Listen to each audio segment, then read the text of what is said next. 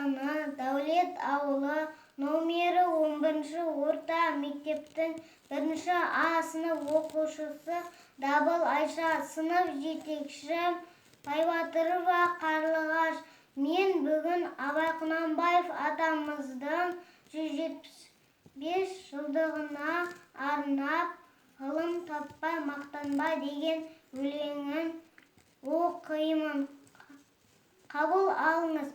Ғылым таппай мақтанба, орын таппай баптанба, құмарланып шаттанба, ойнап босқа күлуге.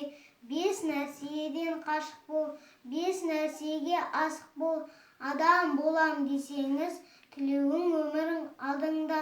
Оған қайғы жесеңіз, өсек, өтірік, мақтаншақ, еріншек бекер мал шашпақ. 5 дұшпаның білсеңіз,